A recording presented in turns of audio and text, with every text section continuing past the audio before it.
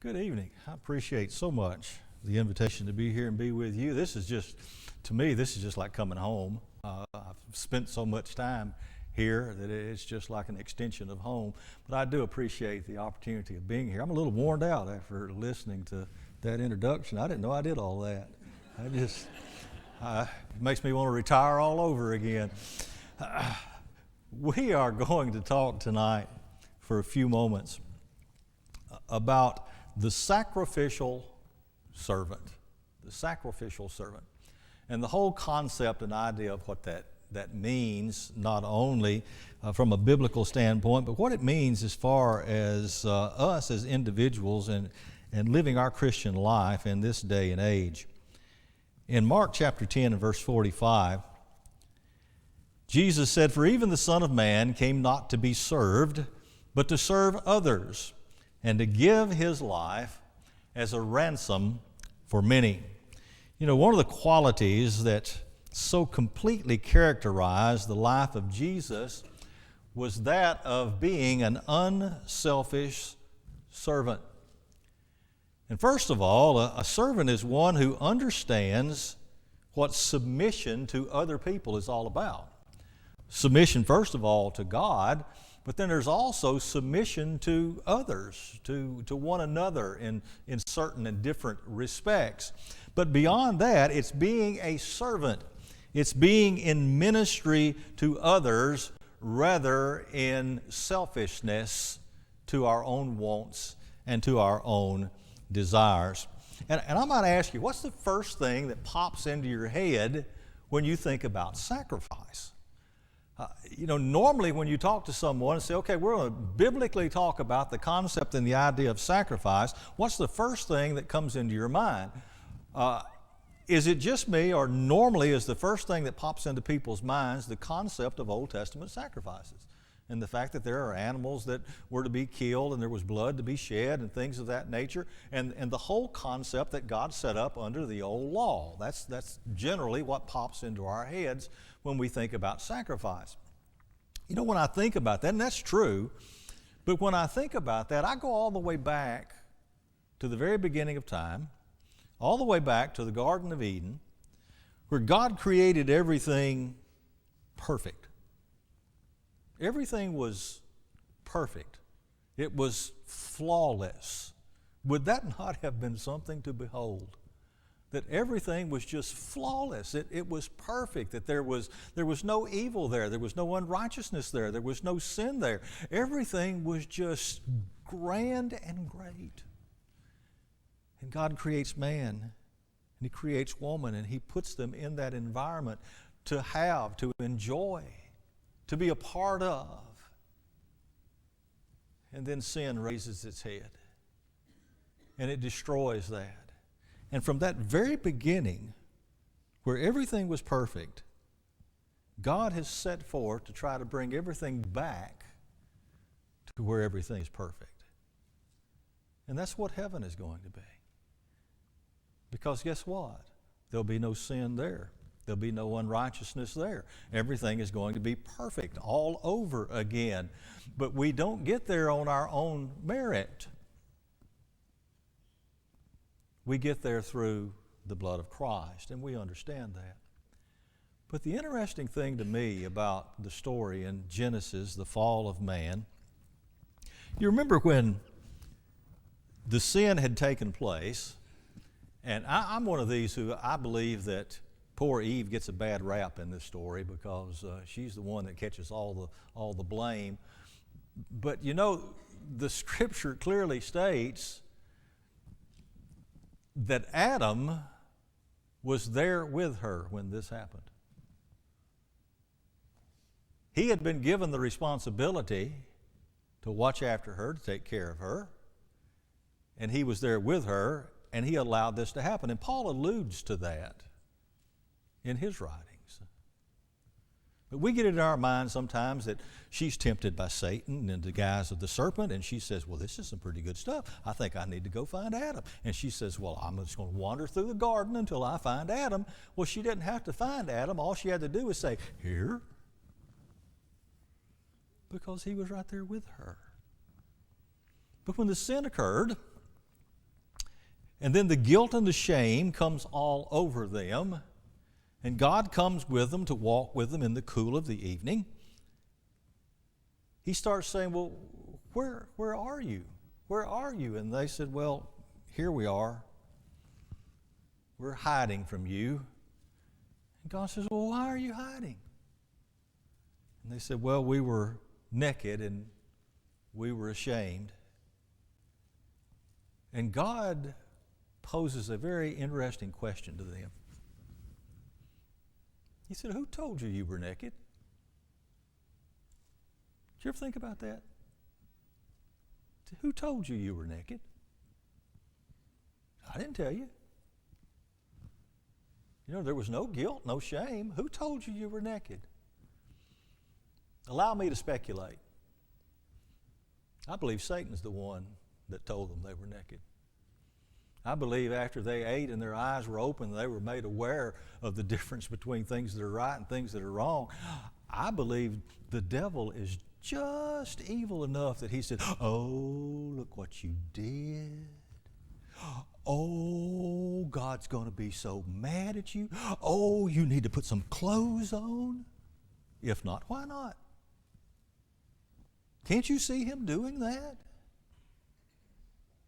But do you know what the very first act of God was? He covered them. He covered them with animal skins. And you know what that entailed? It entailed the shedding of blood. You know what the shedding of that blood was a foretelling of? The shedding of the blood of Christ to cover the sins of the world. Does that not give you cold chills when you think about how the words of God throughout the Bible so connect? They're not just a bunch of random thoughts and random stories that have been put together in this book. There is an underlying theme that starts before creation, and it runs all the way through every dispensation. It's running through the dispensation that we live in now, and it will run all the way into eternity beyond us. And it's the same theme. I am going to recapture what we had in Eden, where everything is perfect, through the blood of Christ to cover the sins of the world, so that you can have eternal life with me when this life is over. Sacrifice. It took sacrifice to get there. And when we think about sacrifice, we think about those Old Testament sacrifices. We think about the sacrifice of Jesus on the cross, and we tie it to things like this. But you know, there's also the sacrifices that Jesus made in his daily life. The sacrifices of things that he gave up. He never had a home of his own. No, he didn't travel all over the world for pleasure. He gave up a lot of things. He sacrificed a lot of things for the benefit of those around him, as did Paul and others that we'll talk about shortly. But more personally to me, when I think about the sacrificial servant, there are two people that pop into my mind, and I am very biased and very prejudiced because they're my dad and my grandfather, his dad. And I grew up around sacrificial servants. That's what I saw from the time that I was about this high. That's what I heard about when I heard about the stories of my grandfather. When my dad was young and they were all growing up and there was a house full of them. Dad was the only boy among a house full of girls. He had all these sisters. And I still get tickled. My aunt says, yeah, even so, we were the ones that had to fight to get to the mirror. And it's like, well, okay. But that was my dad. But the stories you would hear would be, well, there would be this stranger who would come through and he'd need a place to stay. Or there would be a family that would have a fire, have some kind of tragedy, and they would need furniture. There would be some family that was hungry. And you know what my papa would do? He would say, okay, kids, double up in this room or that room. So we've got people staying with us tonight. Okay, let's look through the house. Let's see if there's some furniture here that we can't, that we can do without, because there's people that have less than we do now. Okay, let's split this food up because there's a family that's hungry and we need to feed them. The sacrificial servant. And I've seen my dad do the same thing. I did a class a few quarters ago at Plainview, and I called it Serving the God of the Towel, and based it on the concept of Jesus washing the feet of the disciples, and we're going to talk about that in just a moment.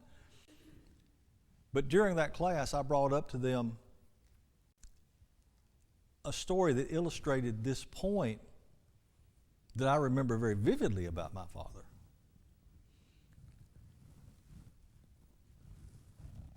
He worked in the automotive industry as a service manager for years and years, and his reputation followed him wherever he went, and people would go wherever he was because they trusted him. And I was proud of him for that. He was a man of his word. He had a fella came in one time, and he had a little old car, his little old Datsun or some kind of car, and he said, man, there's something wrong with it. I don't know what's wrong with it. He said, would you like to buy it? And so Daddy gave him a few $100s for it. It turned out there wasn't a whole lot wrong with it, and they fixed it. And so Daddy says, well, this will be good. I can drive this back and forth to work, and it'll save me some money. The people that lived next door to Mom and Dad had health issues terribly, the man and the woman. And their car just totally died on them. The engine just kaput, and it was going to cost just an arm and a leg to fix it. When Daddy found out, he drove his little car over there that he had bought. He put it in the driveway, and he knocked on the door, and he handed him the key, and he said, here, I don't want you to do without a car.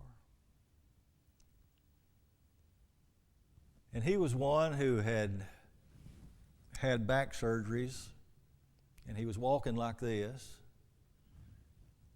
Stubborn rascal, refused to use a cane until just the very last part of his life. But he would get out when he would mow the grass, and he would not only cut his grass, but he would go over and cut their front yard also, because she wasn't able to do it. And when he would go out and pick up his newspaper, he would pick up their newspaper too and walk it up and set it down next to her door, so she didn't have to go out and get it. She just opened the door and there it was, and he did the same thing with their mail. Where did he learn that? He learned that from watching his father. That there is a lot to be said about being a sacrificial servant.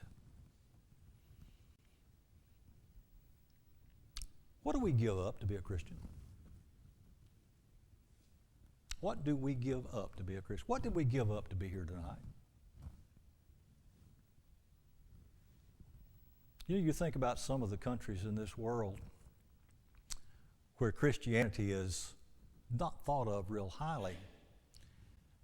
And if you have groups of Christians getting together for Bible study, there is a possibility that they could have a door kicked in and they could be dragged off, they could be put into prison, or it could be worse. Did they sacrifice anything to be there? Well, I say they have. It was a sacrifice for them to show up. What do we sacrifice as far as living the Christian life is concerned? You know, the dispensations may have changed and the law may have changed, and certainly the people have changed over the centuries. But there's one thing that hasn't changed, and that's the fact that God still expects sacrifice. Romans chapter 12, verses 1 and 2 says, therefore, brothers and sisters, in view of the mercies of God, I urge you to present your bodies as a living sacrifice, holy and pleasing to God. This is your true worship. Do not be conformed to this age, but be transformed by the renewing of your mind, so that you may discern what is the good, pleasing, and perfect will of God. What did Paul say? Paul said, I urge you, I encourage you, I beg you, I beseech you, that you present your bodies as a living sacrifice unto God, which is a reasonable thing to ask of you. And don't be conformed to this world. Don't fit the mold of this world. Be something different. Don't be conformed to this world, but transform your mind. Renew your mind. Do we understand the total principle of sacrifice up front before we exercise our faith and our confidence in God? Or do we just take that leap of faith and trust that God is going to provide the things that are best for us? For instance, do you think when God asked Abraham to trust him, when he says, I'm going to show you a land that you need to go to, do you think when Abraham trusted God in that Abraham had full and total comprehension and understanding of everything that it was going to cost him? Well, I don't think so. I don't think he understood what all was going to transpire. And when you talk about sacrifice, you talk about a sacrificial servant, you go to the book of Genesis and you talk about the sacrifice of Isaac, and you compare the sacrifice of Isaac with the sacrifice of Christ, and you start checking off all the similarities, and it's just spooky. But do you think Abraham comprehended all of that prior to saying, okay, God, I trust you? I don't think so. Nor do I believe Joseph understood all that was going to come to him and the sacrifices that he was going to have to make. Or Moses, or Joshua, or David, or Mary. Can you put yourself in the position of Mary when the angel comes to her and says, you are going to be with child? And she says, excuse me? You're going to be with child, but I haven't been with a man. The Holy Spirit will come upon you. And what was her reply? Well, as my Lord sees fit, I will do what my Lord asks of me. Do you think at that moment in time she had any concept of the sacrifices that she was going to have to make? The things that were going to go on in her life? I don't.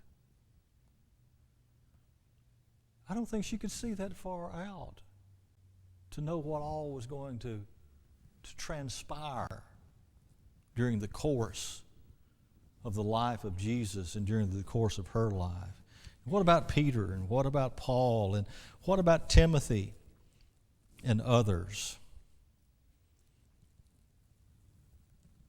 If they had had a complete knowledge of what it was going to cost them, do you think their reaction would have been different? And what about us? We can ask the same thing about ourselves. This whole concept of being a servant, being one who serves God. In John 13, the first 7 verses, we have there the story of Jesus washing the feet of the disciples. And we're not going to take the time to read it because we all know the story. We know what happened. It's the feast of the Passover, and the Passover takes place on one night, but it's connected with the festival of unleavened bread, and that goes on and continues for the entire week. And they're summing that up at the feast of the Passover.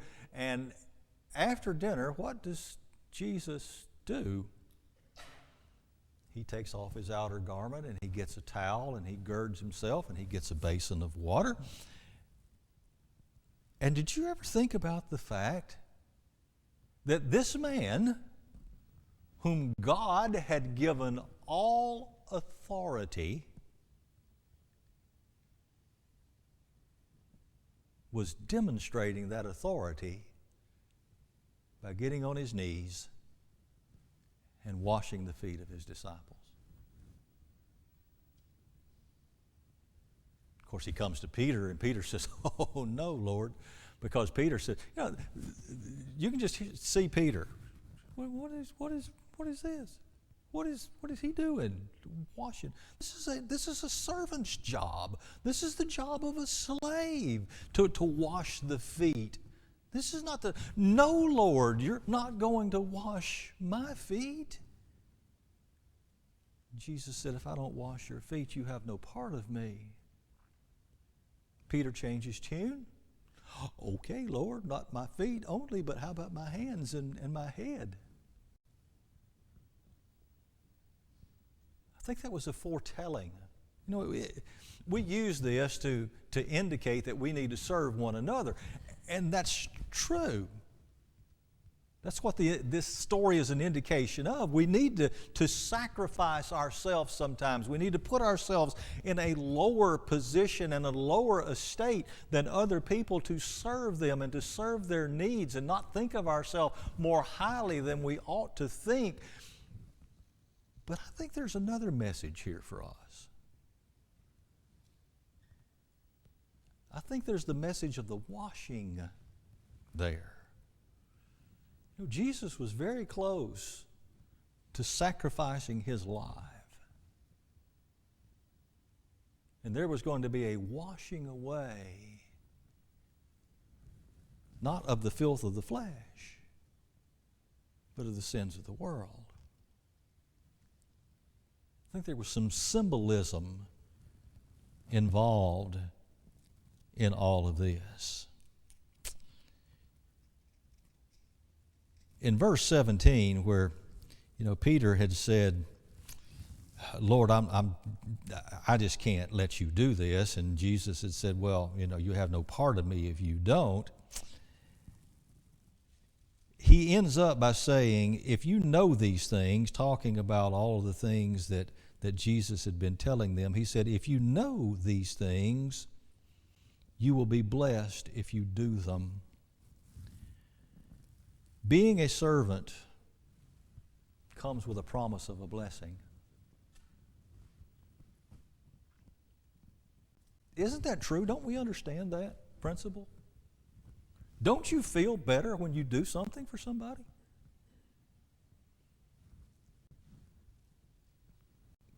I've been in discussions with people before who they have been in the pit of despair. It's like, oh, woe is me. They remind me of Eeyore. Oh, everything is just so bad. It's just so, life is just bad. There's nothing, it's just so bad. And when I'm talking with those people, I said, well, I'm going to suggest that you do something. You find someone that needs something done for them and do it. Whatever it might be.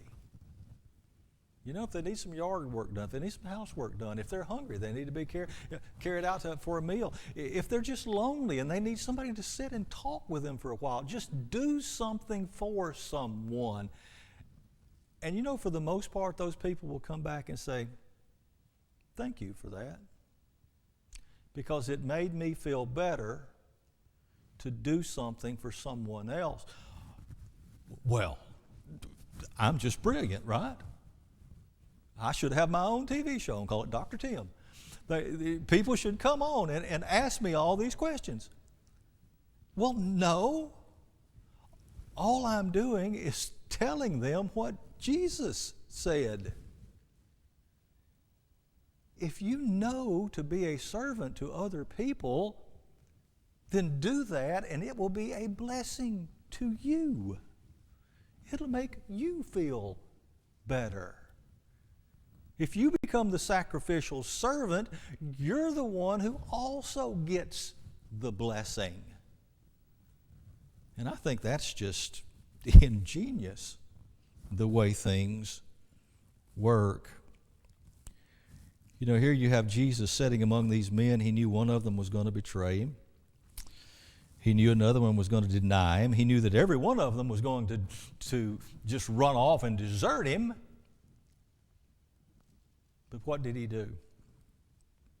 He loved them until the very end.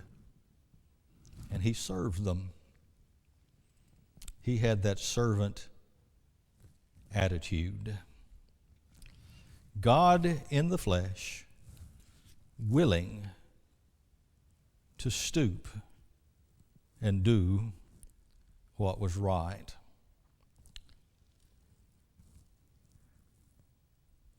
We ask ourselves, how was Jesus a servant? Philippians 2 and verse 7, it says he took upon himself the form of a servant. The word there in the original language literally means slave. He took upon himself the form of a slave. And I have always found it interesting that after Jesus was born and there was the threat that all of the male children were going to be killed, where did they take him? They took him to Egypt. What had happened in Egypt? The people of God had been held there as slaves, and he came forth out of Egypt. What a coincidence. The Bible is so full of coincidences. Well, I'm like Leroy Jethro Gibbs. There are no such things as coincidence. Everything happens for a reason. And when you start to connect the dots, the Word of God is so full of aha moments that it's amazing. And the older I get and the more that I study and the more that I open up my mind and my heart to the things that are going on, the more amazed I am at how all of these things fit together.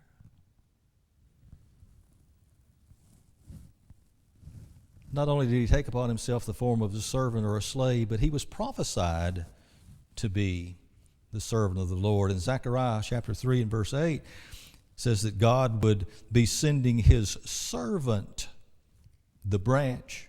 Isaiah 42 and 1, he has said, look at my servant, whom I will strengthen, who is going to be the chosen one. And we've already talked about the concept and the idea where Jesus said, I came not to be served, but to serve and to provide myself as a ransom for many. Well, let me ask you a question. What would happen in your life if you absolutely, fully surrendered yourself totally to God, no strings attached? What do you think would happen? What would happen in your life personally if you absolutely, totally, completely surrendered your life to God? How do you think that would affect your prayer life? How do you think that would affect your Christian daily walk as a whole? How do you think that would affect your conversation that you have with other people? How do you think that it would affect the relationship that you have with other people? Well, you know what the concept of absolutely fully surrendering ourselves to God would be called? It would be called becoming a sacrificial servant. Serving God is a wonderful thing if we understand what it is and how God does it. through us. So how does God want us to serve? Again, back to Philippians chapter 2, this time in verse 13, he says, "For God is working in you, giving you the desire and the power to do what pleases Him." And when you start breaking that down, you find out that within that one verse, you talk about 6 dominant points that are there. Number 1 is you talk about God's personality. It is God. You talk about number 2, His immanence. It is God in you. You talk about His energy. Number 3, it is God working in you. You talk about His morality. Number 4, it is God working in you to will. You talk about His efficiency. Number 5, it is God in you working with you to will and to work. Number 6, for His ultimate satisfaction or His pleasure. So what are we saying? What does God do? He uses us. He uses us. Someone has given this definition of ministry. Said, ministry takes place when divine resources meet human needs through loving channels to the glory of God. Ministry, or service, if you will, takes place when divine resources, God working in us, when divine resources meet human needs, the needs that those people around us have, are met through loving channels. We are the loving channels, and it's all done to the glory of God. And a wonderful example of that is found in Acts chapter 3, and we don't have time to open that up, but you remember it's the beggar at the gate, and Peter and John are going in, and he's begging, and he's wanting silver and gold, and Peter says, "Silver and gold we don't have, but what we have we give to you. Rise and walk." It was the divine resources of God working toward the need that he had through the channel of Peter for the glory of God. And it was accomplished in that way. And those resources are available for us. Philippians chapter 2, verses 3 and 4, "Do nothing out of selfish ambition or vain conceit, rather in humility value others above yourself, not looking to your own interest, but each of you to the interest of others." Do we value other people and their interest above ourselves, whether they're family, whether they're friends, whether they're strangers? In that reading from Philippians chapter 2, it's very powerful. And I wish we had time to read the entire chapter, but we don't. But there are 4 things that we find out about Jesus in the reading from Philippians chapter 2, verses 1 through 11.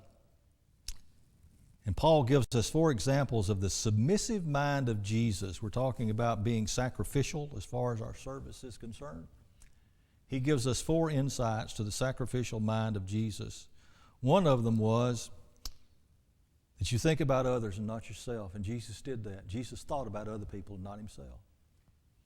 Everything he did with other people in mind. He'd already stated that in the Mark chapter 10 reference that we made. I came not to be served, but to serve other people. And secondly, he serves. He took upon himself the position of a slave, as we've already said. Thirdly, he sacrifices. He humbled himself in obedience to God. And fourthly, he glorified God, bringing God the glory in everything he did. Well, let me conclude with this reading from John chapter 21. John 21, beginning with verse 15. So when they had finished breakfast, Jesus said to Simon Peter, Simon, son of John, do you love me more than these? And he said to him, Yes, Lord, you know that I love you. He said to him, Tend my lambs. He said to him again a second time, Simon, son of John, do you love me? He said to him, Yes, Lord, you know that I love you. He said to him, Shepherd my sheep. He said to him the third time, Simon, son of John, do you love me? Peter was grieved because he said to him the third time, Do you love me? And he said to him, Lord, you know all things. You know that I love you. Jesus said to him, Tend my sheep. Truly, truly, I say to you, when you were younger, you used to gird yourself and walk wherever you wish, but when you grew old, you will stretch out your hand and someone else will gird you and will bring you where you do not wish to go. Now this he said, signifying by what kind of death he would glorify God. And when he had spoken this, he said to him, Follow me. Peter, turning around, saw that disciple whom Jesus loved following them, the one whom also had leaned back on his bosom at the supper, and said, Lord, who is the one who betrays you? So Peter, seeing him, said to Jesus, Lord, and what about this man? Jesus said to him, If I want him to remain until I come, what is that to you? You follow me. Did you catch what's going on there? Jesus had been resurrected from the dead, and he's feeding them. He had fixed breakfast for them after they had been out fishing, and this is where he tells or asks of Jesus, or asks of Peter, Peter, do you love me? Yes, I love you, Lord. Peter, do you love me? Yes, Lord, I love you. Peter, do you love me? Lord, you know I love you. Then feed my sheep, tend my sheep. And then Peter notices John after he had said, Follow me, and he says, Lord, what about this man? Did you catch what Jesus said?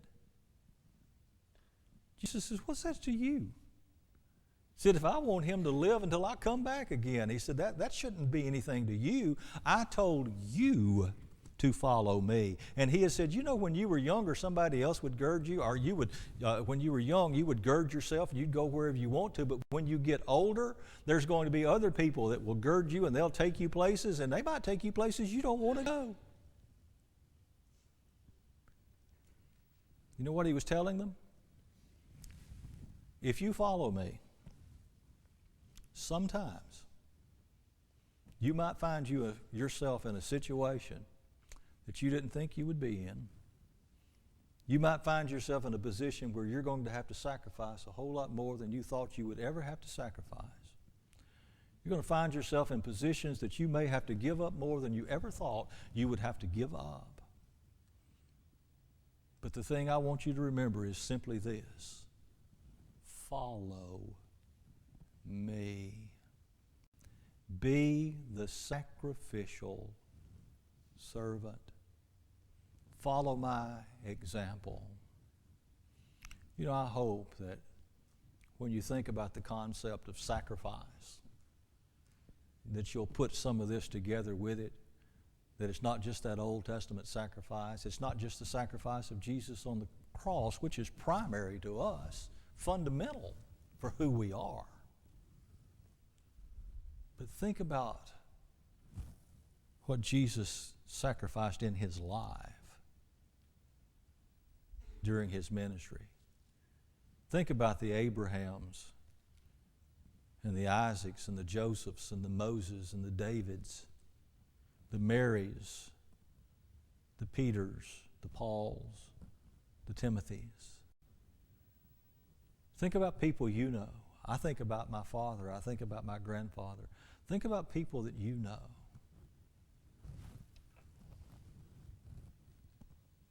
Ron recently lost his mom. We recently lost Myra's mom. We lost a lady, a member of the congregation at Plainview that was 95 years old.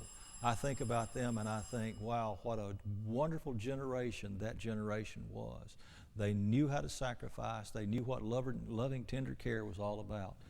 Do we? Will we take it on? Thank you for your time.